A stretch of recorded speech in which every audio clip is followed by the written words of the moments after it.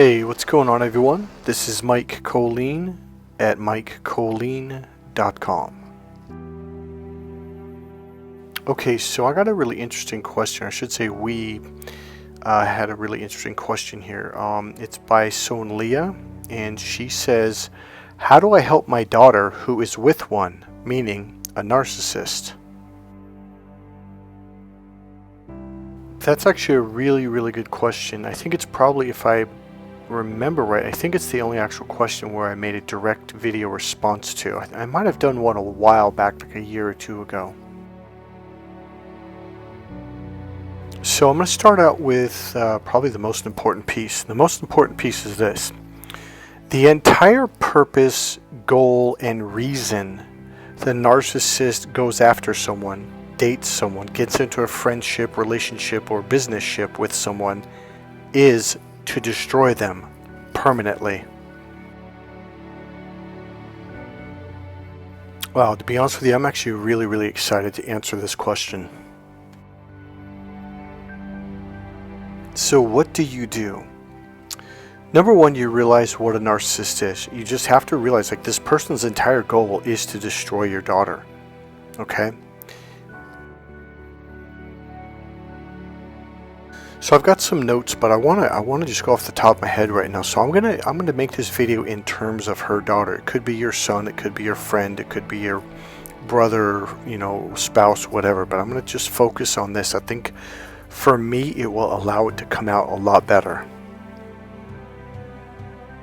So what do you do when a narcissist targets a loved one? So like I said, number one, you realize what a narcissist is and how dangerous this game actually is. He will destroy her. So what do you do about this to stop that? Number one, first and foremost, you pray to God with all your heart and all your soul. But here's how you do it. You visualize the end result. This is how you achieve success in goal setting. And this is how you pray. This is how you pray effectively and get results, including manifesting. It's the same thing. So here's what I see. Your daughter, I have a gut feeling she's a little rebellious. I have a gut feeling she is spunky. So that the image that I have is like she's walking out of this storm extremely strong. Her strides are powerful. She's got this determination on her face, on her eyes, on her jawline. And she's walking out like the wind is just blowing past her and her hair is kind of blowing back. She walked through victoriously. And she came out a much better person, and a lot stronger and a lot wiser and much more aware. Number one, have the end goal in mind. Literally visualize that image. Because that is how you create your reality. It's always been about the end goal. A lot of people don't know about that. That is how you achieve goals. That's how goals manifest. That is how you get God to create. You have to take a snap image, a snap picture, so you can send it to God and God goes, oh, okay, you want this. This is the end goal. See, that's what most people don't understand about prayer and manifesting goal setting is, if you don't give God the image, God doesn't know what you want. So you have to visualize it, see it, hear it, and feel it. Like, what would she say? Like, what would be the look, the energy? What would you feel from her energy, the power from her? How much smarter, wiser, powerful, or even how her voice will shift into a much more powerful voice.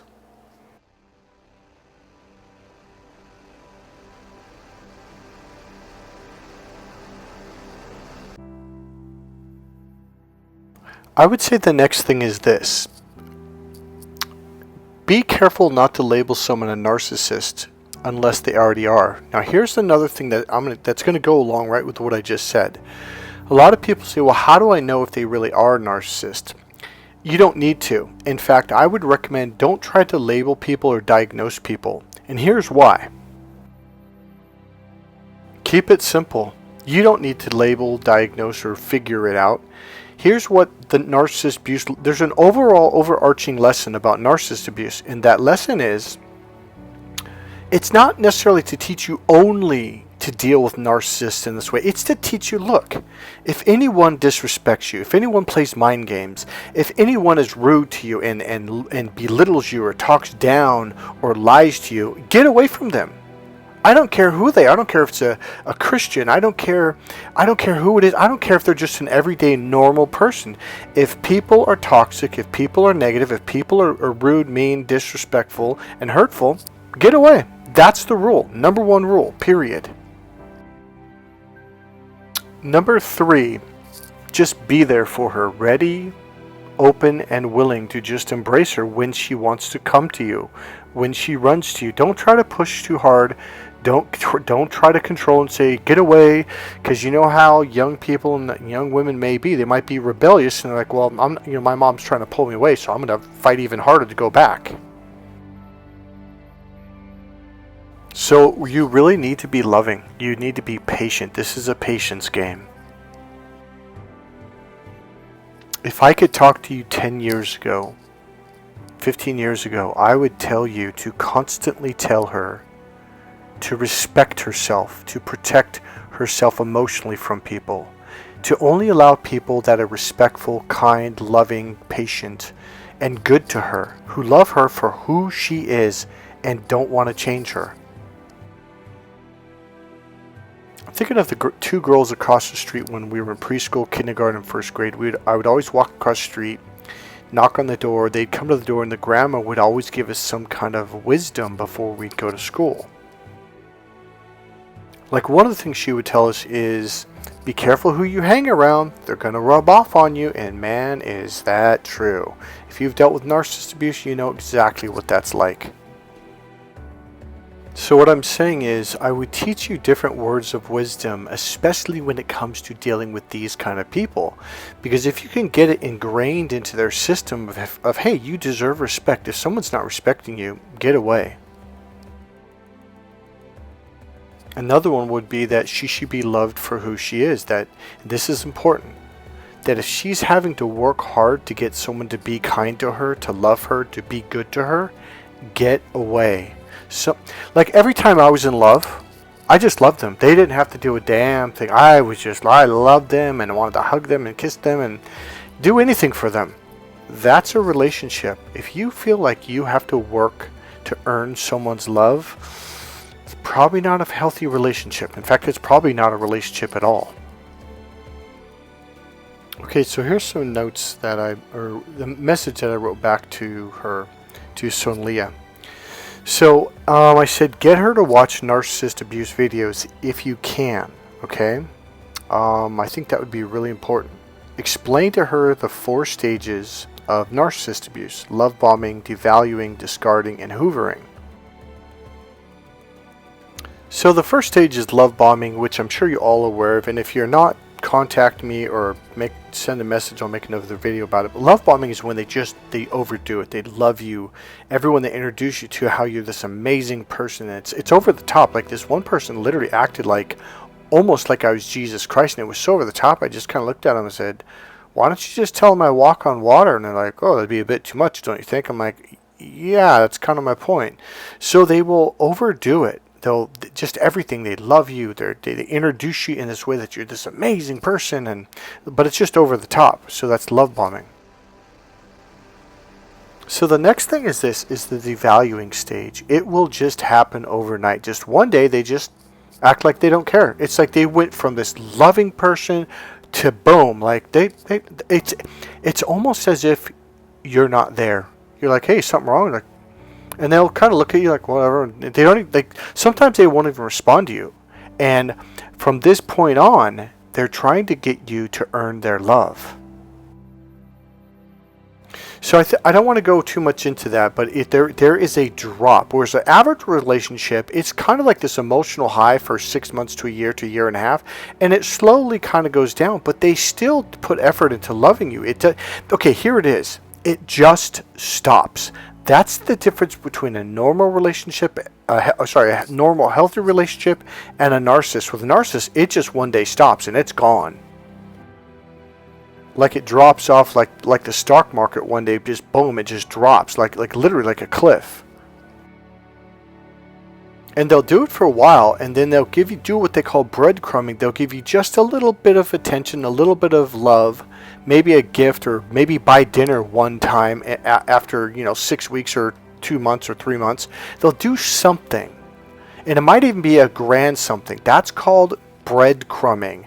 It's like you give just enough just to keep you going on, just to keep you, on the edge, and keep you, like doing things to appease them, to please them, to submit to them, to do, and then if you start to fade away, they give you a little breadcrumb to bring you back, okay? It's just a little morsel here and there, and it's usually far between. So I think that's important to get her to understand. Number one, the difference is with a narcissist, it just one day stops. Like it's like within 24 hours, maybe 2 or 3 days, but suddenly just like, wham, it's just like, wait, what happened? What happened to all the love and the goodness and the happiness? Like it disappears. So number one, it drops off like a rock, like a cliff.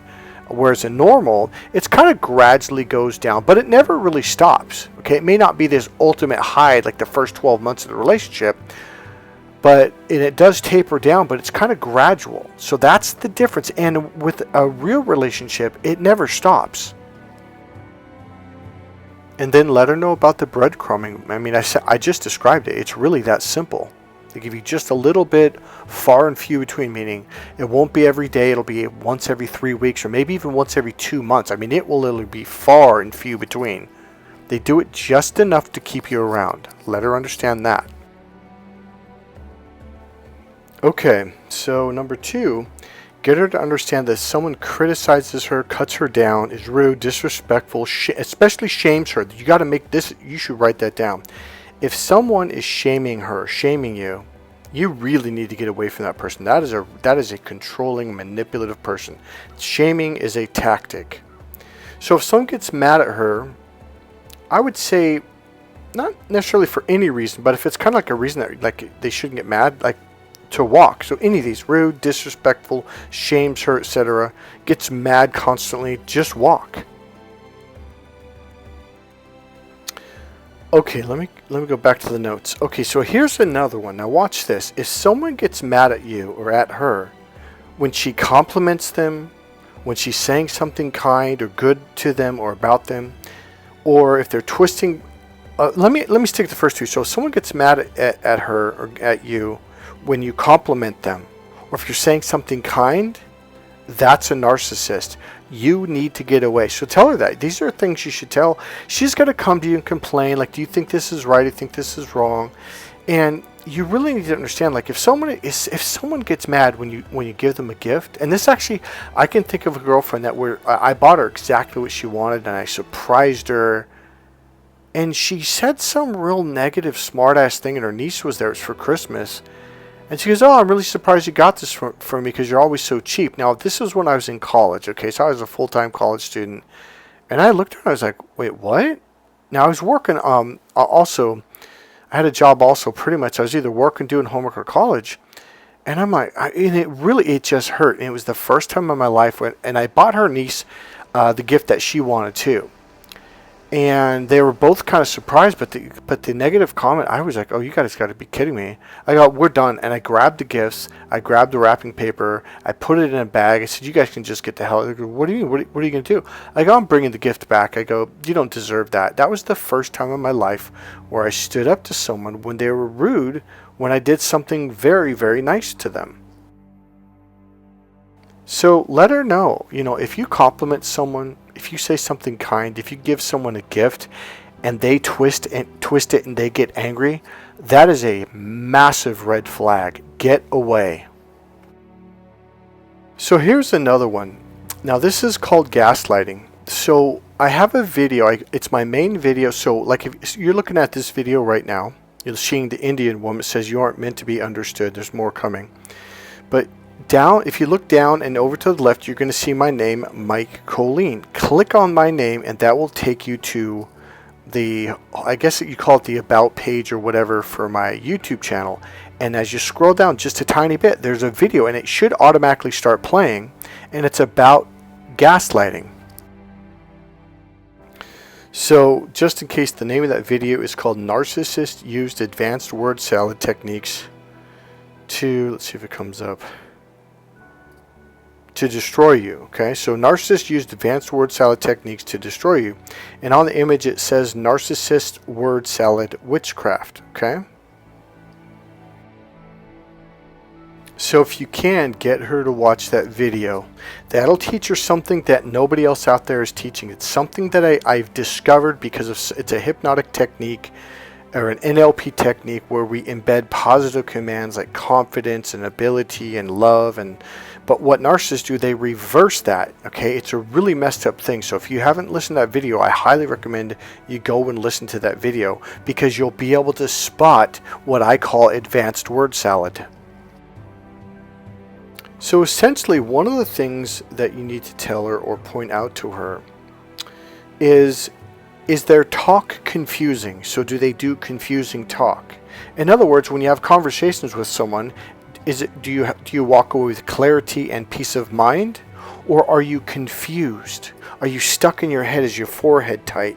That is a massive red flag. That is a form of witchcraft that they are purposely doing. They act like they're mumbling and bumbling and stumbling, and even say that to her. Does it sound like they're speaking in word salad? Do they kind of mumble and bumble? And here's another part of that word salad thing they'll do.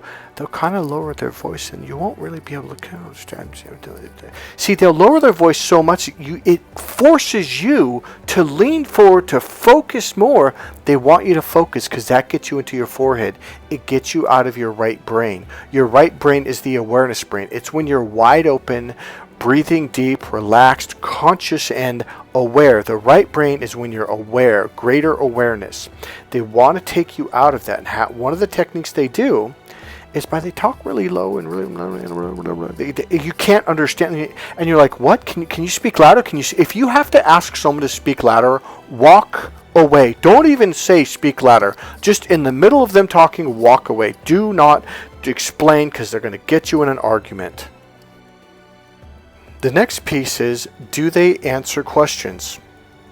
In other words, when she asks him a question, does he answer it with clarity? Or does he beat around the bush? Does he change the subject? Does he whisper and talk so quietly you can't really understand?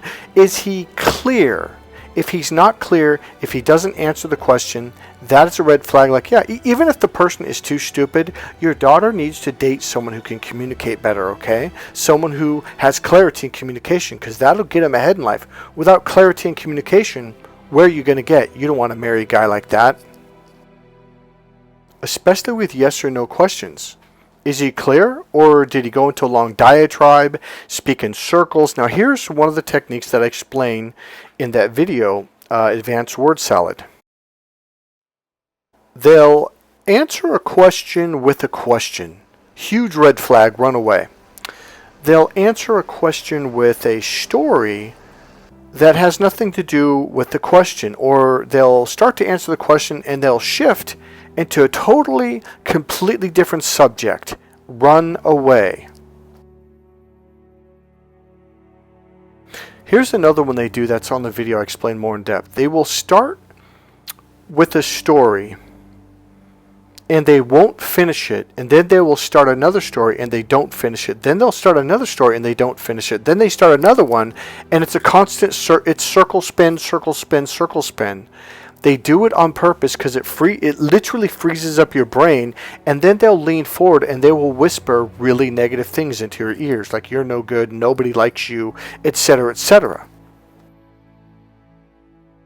Here's another one.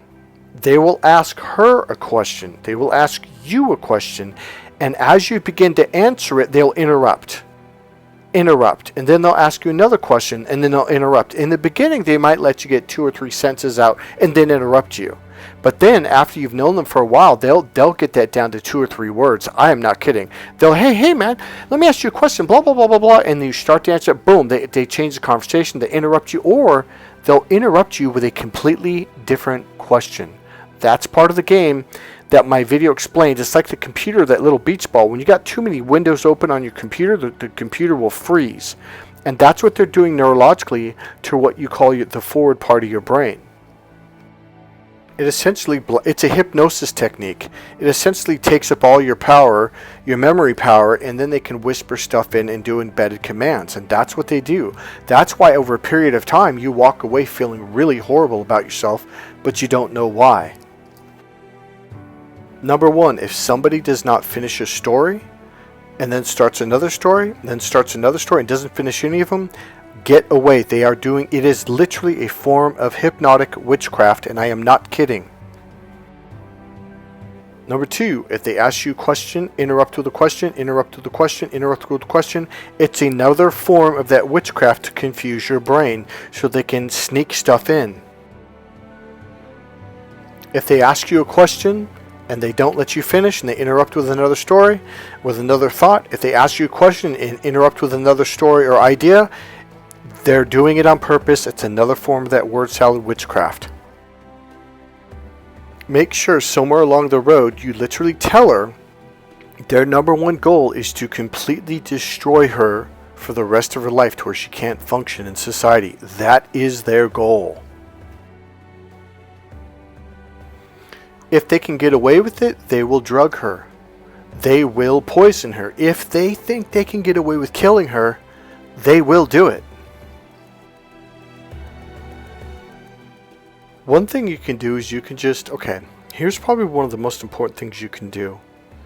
You can just be there and just listen to when she complains about the relationship, when she has doubts, and just ask her about stuff like, well, what's going on? Like, well, how'd that make you feel? And, stuff like that. Be a receiver, not a pusher.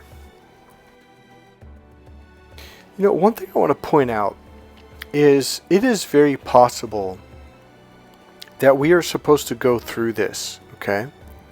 Because when you walk out on the other side, you become a much, much wiser person. You become much more powerful socially and personally. You have much more respect for yourself. You will not allow another person to damage you like this ever again. Okay? You walk out of the gate so much stronger, smarter, wiser, aware, and knowing what's going on in the world. So I don't know if you can just pull her. It depends on your relationship, but there may be a learning that she needs to go through to get hurt. I know it's horrible to say, but from your question alone, you're like, well, how do I get her away from this narcissist? It sounds like she's already entangled, which means she's going down the path. Which means constantly keep the end goal in mind. She's going to walk out of the storm a much more powerful young lady. She's going to be striding through life. She's going to go into business for herself. She's going to go into a career. She's going to go to college and get a degree. And she's going to do it with certainty, determination, and power. Keep that image in mind. She's a smart young lady. Number two, she is a woman. The young lady, she's using her right brain. She's pretty crafty. She's already wiser than the average male her age or close to it. All right, another one. Arguing. Do they constantly argue? Someone that... here's another one. Disagreeing. So if they argue a lot and if they just constantly disagree or are negative. Here's another one. If they're constantly telling her, no, you can't do that. That won't work. They won't do that. Tell her to get away. Now, I'm going to make that a lot simpler.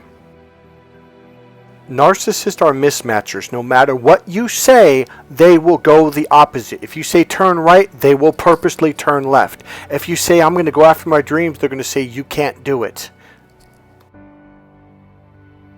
A simple way to understand this is mismatching is doing the opposite. So if you want to be an artist, they're going to say, nah, don't be an artist, go be a plumber. Like the complete opposite. Now, there's two ways of communicating. When you're open from your left brain to your right brain, you use positive languaging. The right brain is the addition brain. 1 + 1 = 2. The left brain, when you're only in your left brain and the door's closed between the two, when they're very logical, that is the negation or minus brain. It's 1 minus 1 equals 0. So they literally constantly negate everything. But Mike, how do we know how to do this or notice it? Number one, they argue. No matter what you talk about, they just argue. Number two, they disagree. They just constantly, and I mean constantly disagree. Most people generally get along, they listen to understand, okay? But narcissist, like you could say something, boom, they shoot it down. They shoot it down. I mean, like there's no thought. It is an instant response. It's a negation. Here's how you simplify it. The right brain uses phrases like and, both, plus, more, yes, of course, sure, I can, I am, I will, you can, let's do it together, okay? It is adding one thing together with another. 1 plus 1 equals 2, together. The left brain literally divides and separates. And in linguistics or languaging, it is minusing, whereas the right brain is plus. So the word but literally is a minus sign. So if someone says, I love you, but will you do the dishes? They literally just minused what they said before. So anytime someone uses the word but, they are negating whatever they said before. The other thing is, they will negate what you say. So let's say, you know what, I really like that bicycle. That's a great bicycle. It's got great seats, got great this, great that, and the price is amazing. Their first word that will come out of their mouth will be but, and that negates everything that you just said. And that's how, like, after a while, when someone will but, or they'll say, yeah, but. That's why when you're talking to someone, sharing your dreams, or I want to do this, or I'm going to buy this bicycle, and you just start feeling bad, and what happens is your heart chakra, your chest, the muscles, your heart starts to feel tight, and it starts to hurt. And sometimes your solar plexus and gut will too, but you don't know why, and you walk away feeling bad, and you don't really know why. It's because they constantly negated everything that you said by using the word but. Oh man, you know what? I'm saving up money because I want to go to Hawaii, blah, blah, blah. Well, but you can't do that because, and they'll do this to everything. Like, I'm going to order a banana sandwich today. Oh, you shouldn't order that. And now here's the next piece.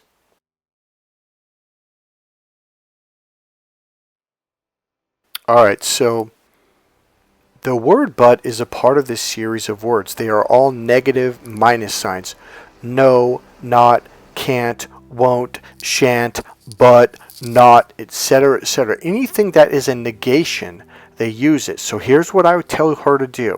See, you don't even talk about a boyfriend. Teach her this stuff. Say, hey man, I learned something really interesting from this guy on YouTube.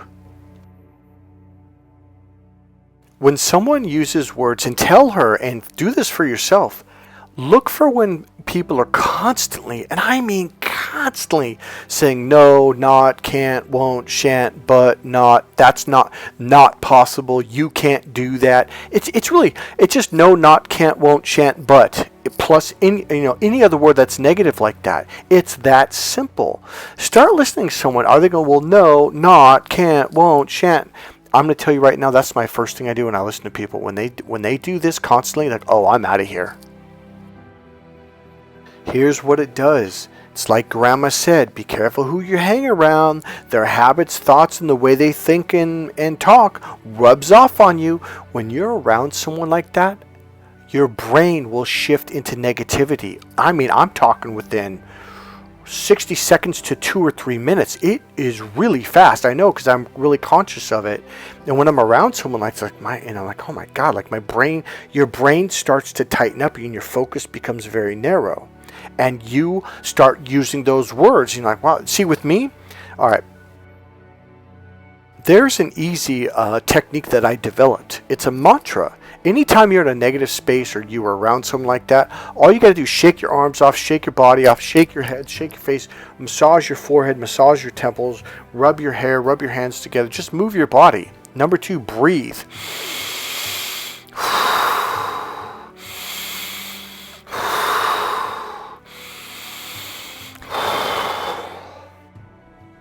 And do this while you're forcibly looking your eyes straight up and move your head up into the sky. And then just do this mantra over and over and over until your muscles will start to relax. See, negative, those won't, can't, shan't, not, but, etc. It literally tightens up your muscles, not only in your forehead and your face, but in your body. All you have to do is this mantra. And in both, plus and more, yes, yes, yes. And in both, plus and more, yes, yes, yes. And in both, plus and more, yes, yes, yes. Do that over and breathe in your nose. Take a deep breath every now and then, every 5 times you say it, and then go, and in both, plus and more, yes, yes, yes. And in both, plus and more, yes, yes. And really get into it. Do it on your power walks. Do it in your car when you're alone. Do it when you're at home alone. If you have to whisper it or even say it in your head quietly, and in both, plus and more, yes, yes, yes. I promise you, beyond a shadow of a doubt, you will shift into feeling a lot better, and your awareness opens back open and you have clarity. And now you can see what they're doing. Another thing is really the word clarity. When she has conversations with the guy, when she's with the guy, does she have clarity? Is there openness? Is there spaciousness? Is there a sense of understanding and awareness of each other? Compassion? Do the conversations flow? Is there just... Okay, here's a good one. Narcissists are really, they're kind of sneaky. They're not obvious. That's why they're called covert narcissist. So here's the number one question. When you walk away from them, when you walk away from someone, do you feel good about yourself? Do you feel comfortable? Do you breathe deep and comfortably? Is your mind wide open? Do you have clarity? In other words, when you walk away from someone, do you feel good about yourself? Period. That's it. If you feel good about yourself when you walk away from someone and you just feel good and you can breathe deep and you feel relaxed and comfortable, that's a really good sign.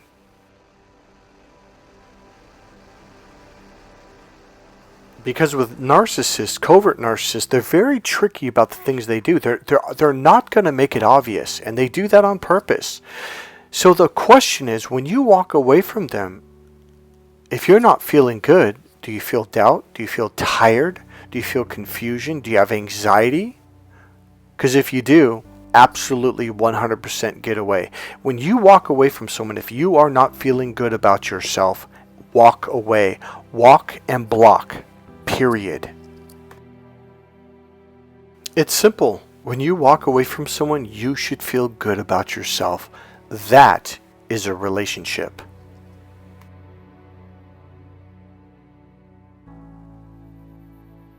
If I could throw one more in, it would be this. Let's say you're trying to have a conversation with someone, or there's something you want to talk about, like, hey, is something wrong? Did I do something wrong? Or, hey, why are you being mean to me? Or, so number one, if you're trying to, a subject you think is important, or you're asking the question, and they say something like, either A, they change the conversation, or B, they say, hey, next time you come down to visit, we'll talk about it. Or next time when we get together, we can talk about it. So when they put it off like that, unless there literally is a 911 emergency, the fire alarm's going off, the firemen are on their way, unless it's an emergency like that, that is not normal for someone not to answer a question that's important to you. So if you want to talk about a subject or ask them a question and they put it off, that is not normal, unless they literally they have to get on a bus or a plane or a train and they're saying all aboard, you got 30 seconds to go. So if it's not that kind of a situation, they should talk about it. They should answer the question. If they don't, I'm telling you, that is not normal. So if I'm gonna throw one more thing is, she needs to know that she is not this person's therapist. It is not her job to fix them. That is their job. Period. End of sentence. It's also not her job to allow someone to hurt them because they're in a bad mood. So it's not her job to allow someone to hurt her while dragging her through their issues. Those are their issues. If they're refusing to deal with their issues and they're taking it out on her, guess what? Walk away. That is not her job. So if someone's in a bad mood and they decide to take their hurt out on this person, or anger or frustration, that's not their job to do. Walk away. Now here's another thing. You got to play the long game, okay? Because if she's already into this guy, you're going to have to play the long game. Here's what I mean. If he does not think you are onto him, now this is kind of key though. So if he doesn't know that you're onto him, he eventually will attempt to turn you into one of the flying monkeys. He's going to slowly try to say bad things about it. At first it's going to be wonderful. He's going to love bomb you too. He's going to love bomb everyone that's involved. Okay, so let me go back to my notes here. So he's going to slowly begin to say little tiny things about your daughter. Oh, she's drinking. Or, oh, she's having problems. Oh, she lied. Yeah, you know, she said this about you. He's going to start giving you information. Now, I'm going to tell you something right now. If he doesn't know that you're onto him, start recording this stuff so you can play it back to your daughter so she can hear it. See, if you know that this person is a narcissist or is bad for your daughter, like, you already have the jump. Like, you just played the long game. So they're going to gain rapport with you. They're going to slowly talk negatively about her. And then they're going to try to convince you that, oh, you know, he's trying to help her. He's trying to do all these wonderful things. Oh, she's got all these problems. That's what they do. They turn the family and the friends and the co-workers against her. Make her look bad, like she's a drug addict or she's this. And you know what? He probably was the one that introduced the drugs to her if she did get hooked. But you're not going to hear that part. A lot of narcissists get trained in hypnosis. This is why it's important to learn these little things like that the advanced word salad video. Watch that video. There's a technique that they reversed. Isn't it funny how they talk about the devil, how the devil always reverses everything? They reverse this technique to damage people. So if you don't want to record, make sure you write down, take notes, and put the time and date and when this person said that, okay? Get a notebook, a separate notebook to do this. So one of the greatest advantages is he will gaslight her, he will lie to her, he will do this stuff, and she will eventually look to you and ask you questions and for support and proof. Like, am I losing my mind? Is this really what's going on? And what you get to do is you get to agree with her. Yeah, you're right. This is what's going on. He's lying, or what he said was not true. You're not losing your mind. You get to support her. You get to be there for her and help her come out of it. See, you have to remember, narcissists always screw themselves in the end. The thing that he's not going to count on is that you're going to be on her side to tell her, like, look, you're not wrong. This person's gaslighting you. This person's lying to you. This person's doing this and that. That's going to help her brain a ton. The narcissist will believe, well, everyone in the group thinks I'm the good one, because they're going to be nice to all of you. They're going to slowly bamboozle all of you, and they're going to get you on their side. And this is what happens to a lot of families and friends, etc. They just think, oh, this person is such a wonderful person, whether it's a boyfriend, a girlfriend, a mother, a father, whatever.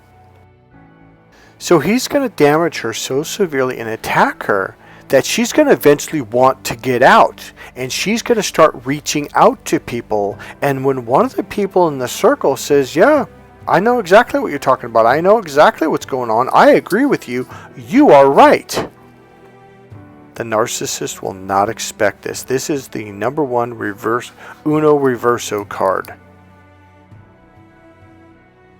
Hey, this is Mike Kollin at MikeKollin.com. If you like this video, please click subscribe, click the like button, go ahead and make a comment, and if you want, there's a donation link, a PayPal link right there in the description box.